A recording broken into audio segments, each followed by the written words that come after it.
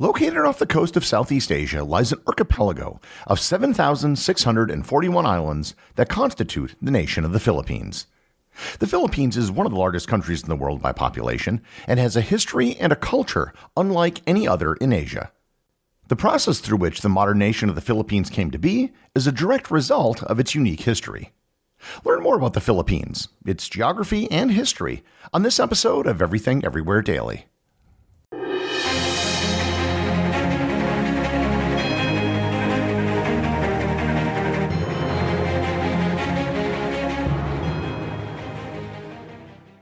This episode is sponsored by BetterHelp. The new year is upon us, and this is the time of year when people make resolutions to change their lives. However, most of us don't need to overhaul our lives completely. Most of us simply need to recognize and focus on our strengths. It isn't necessary to make extreme resolutions, you just need someone to help you recognize what you're doing right so you can work on the rest. BetterHelp is all about making professional counseling accessible, convenient, and affordable. With BetterHelp, you can connect with a licensed therapist from the comfort of your own home via online video sessions, chat, or phone calls. No matter where you are or what you're going through, BetterHelp is there for you. Just fill out a brief questionnaire to get matched with a licensed therapist, and you can switch therapists at any time for no additional charge. Celebrate the progress that you've already made. Visit BetterHelp.com/everywhere today to get 10% off your first month. That's BetterHelp, HELP.com/everywhere. Usually when I do an episode about a country, I tend to do episodes about small countries. It's pretty easy to cover the story of Liechtenstein or Andorra in a single episode. In the case of the Philippines, that is pretty much impossible to do. The country is simply too big and its history too rich to cover everything given the time constraints of this podcast. What I'm going to do instead is to just attempt to give an introduction to the Philippines. Many of the topics that I'll be covering are worthy of their own future episodes. And that being said, I've probably been asked by more people to do an episode about the Philippines than any other topic. Moreover, even before I started this podcast, I knew that the Philippines would probably be requested because of all the Filipinos I've interacted with online and in person all around the world. So before I get into the history of the Philippines, let's start with some basic geography of the country. The Philippines constitute the northern part of the Malay archipelago. The term Malay archipelago is sometimes confusing because of its similarity to the name of the country of Malaysia. The Malay archipelago refers to all of the islands between Southeast Asia and Australia, including the Philippines, Indonesia, Malaysian Borneo, Singapore, East Timor, and Papua New Guinea. And fun fact, in the early 1960s, there was a movement in the Philippines to change the name of the country to Malaysia, but they were beaten to the punch by the former British colonies of Malaya, North Borneo, Sarawak, and Singapore. As I noted in the introduction, the Philippines consists of 7,641 islands. However, the majority of them are very small and uninhabited. Only about 2,000 islands have any human population. By land area, the country is slightly smaller than Italy and larger than Ecuador. The country can roughly be divided into three groups of islands. In the north is the Luzon group, which is centered around the island of Luzon, the largest and most populated island in the country, with the capital city of Manila. In the center are the Visayas Islands, whose largest city is Cebu, and then finally in the south is Mindanao, which is centered around the second largest island in the country, Mindanao, and its capital, Davao. The current population of the Philippines is estimated to be around 110 to 118 million people, making it the 13th largest country in the world, just behind Japan and above Egypt. The history of the Philippines is fascinating, and it's unlike that of any other Asian country. The first hominid presence in the Philippines dates back to about 700,000 years. During previous ice ages, when sea levels were lower, most of the major islands of the Philippines were actually connected to mainland Asia by land. About 4,000 years ago, Austronesians migrated to northern Luzon from what is today the island of Taiwan, and this is part of the same migration which eventually settled most of the islands of the Pacific. The particular group of islands that make up the Philippines is a result of being colonized.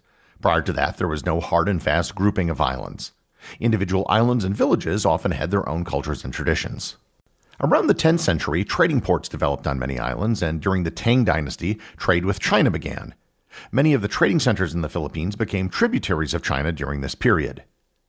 Influences from India also migrated to the Philippines in the 14th century in the form of both Hinduism and Buddhism. The primary social system prior to colonization was that of the barangays. The barangays were independent villages run by a local chief known as a dadas. Barangays would often form alliances with each other, and there was a loose similarity to Greek city-states. While many barangays were just villages, some grew in size to populations of thousands of people. The term barangay still exists today as the name for local villages or districts. The event that transformed the Philippines and led to the development of the modern Philippines was contact with Europeans. The first European to set foot in the Philippines was Ferdinand Magellan, who arrived in 1521. Magellan arrived in the Philippines and claimed it for Spain. However, his claiming the land for Spain didn't do him much good because he was killed soon after at the Battle of Mactan, just off the coast of modern-day Cebu Island. His crew, led by Juan Sebastian Alanco, which I covered in a previous episode, managed to complete the voyage without Magellan, but somehow he's still given credit for being the first person to sail around the world, even though he died halfway in the voyage. In 1542, Spanish explorer Ruy López de Villalobos named the islands after King Philip II of Spain. Magellan's claim to the Philippines on behalf of Spain wasn't forgotten despite his death. In 1565, the Spanish returned in the form of Miguel López de Legazpi, who established the first permanent Spanish presence in the Philippines. He also moved the capital of the Spanish Philippines to Manila with its superb natural harbor.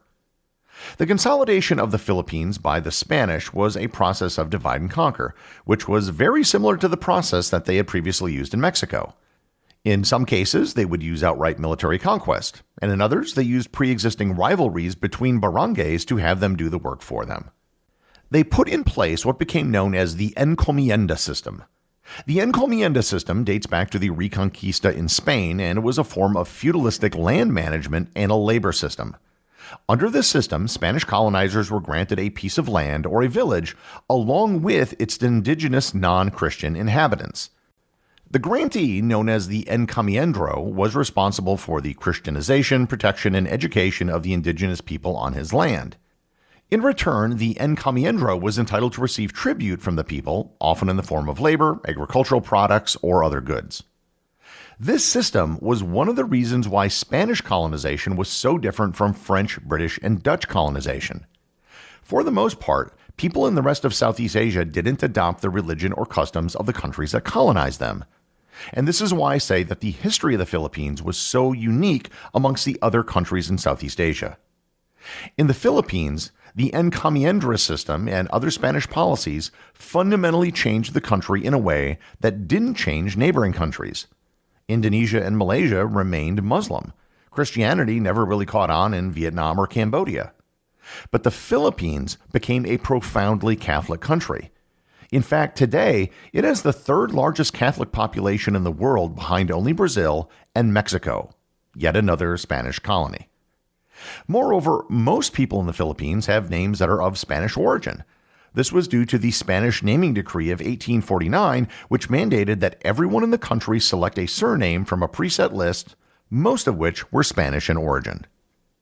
If you remember back to my episode on the Manila Galleons, the Philippines eventually became an endpoint in the world's first truly global trading system. For the most part, however, the Philippines was closed to the outside world for much of Spain's rule. However, in the 19th century, the country began to open up to the rest of the world, and the word Filipino began to take on a very different meaning. Previously, it only referred to people of Spanish origin who were born in the Philippines. But now it was being used to refer to anybody who was from the Philippines. With this opening up, the idea of independence began to take hold in the late 19th century, something which had already happened in most other Spanish colonies in the Americas. One of the first events that spurred independence was the execution of 3 Filipino Catholic priests in 1872. Mariano Gomes, Jose Burgos, and Jacinto Zamora were executed after being charged with subversion. Other independence leaders arose, most notably Jose Rizal. Rizal wrote passionately about the cause of Filipino independence, and his works played a part in the Philippine Revolution, which took place from 1896 to 1898. The Spanish authorities executed Rizal on December 30th, 1896. Rizal is considered to be a national hero of the Philippines, and December 30th is celebrated as Rizal Day. Today, you can visit the place of his execution in Fort Santiago in the Intramuros area of Manila. What was left of the Spanish Empire was very weak by 1898, and the Philippine Revolution probably would have been successful if it hadn't been for Spain going to war with the United States. The Philippines declared independence on July 12, 1898. However, on December 10, 1898, Spain signed the Treaty of Paris, ceding control of the Philippines to the United States. The Filipino revolutionaries now had to shift their efforts from the Spanish to the Americans, which resulted in 1899 in the Philippine-American War. The Philippine-American War lasted over 3 years, and most Americans have never even heard of it. It resulted in the deaths of between 10 to 20,000 Filipinos and over 4,200 Americans, and this will definitely be the subject of a future episode. The war ended in 1902 with the passage of the Philippine Organic Act by the U.S. Congress. The act allowed for the establishment of a Philippines elected legislature, a Philippines Bill of Rights, and 2 non-voting representatives in the United States Congress. In 1934, the Tydings-McDuffie Act was passed, giving the Philippines Commonwealth status. As a Commonwealth, the Philippines would be given significantly more autonomy, and it would be the beginning of a 10-year transition to full independence. Whereas Spain controlled the Philippines for over 300 years, the United States was going to have the Philippines for just a few decades. However, once again, Philippine independence was delayed with the onset of the Second World War and the invasion by the Japanese. The Japanese attacked the Philippines simultaneously with the attack on Pearl Harbor. The war in the Philippines saw some of the most significant actions in the entire Pacific theater, including the Battle of Corregidor, the Bataan Death March, the Manila Massacre, and a large-scale guerrilla insurrection. When the war ended, the plans for independence were back on track, and after centuries of occupation, the Philippines finally became fully independent on July 4, 1946.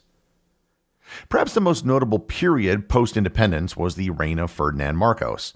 Elected as president in 1965 and 1969, he declared martial law in 1972 and ruled by one-man decree up until 1986, when he fled the country after a popular uprising known as the People Power Revolution. One of the biggest economic developments of the last several decades has been the emergence of an enormous Filipino diaspora. There are estimated to be over 12 million Filipino workers overseas. And I have literally met Filipinos on every continent, including Antarctica. One of the industries where they make up a huge part of the workforce is the maritime industry. As many as a fifth to a quarter of all seamen working on merchant vessels worldwide are from the Philippines. If you visit the Philippines, there are several exceptional things to see. Probably the best are the rice terraces of Banawe, a UNESCO World Heritage Site that's often called the eighth wonder of the world. It's a series of rice terraces built on very steep mountainsides, and the cover art for this episode is an image of the rice terraces. The island of Palawan is home to the world's longest underground river, which is 24 kilometers or 15 miles long. In 2011, it was declared one of the new 7 wonders of nature. And with over 7,600 islands, as you might guess, there are fantastic coral reefs and opportunities for scuba diving.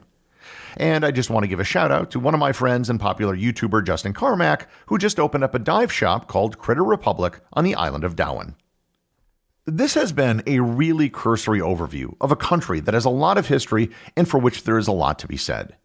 But you should at least now be able to see why the Philippines is unique amongst the countries of Asia, and also why it's one of my favorite countries in the world.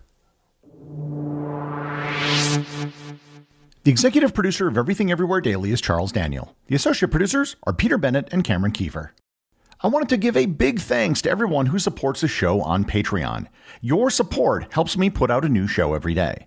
And if you're interested in Everything Everywhere Daily merchandise, Patreon is currently the only place where it's available. And if you'd like to talk to other listeners of the show and get notified of future episodes and projects, please join my Facebook group or Discord server. Links to everything are in the show notes.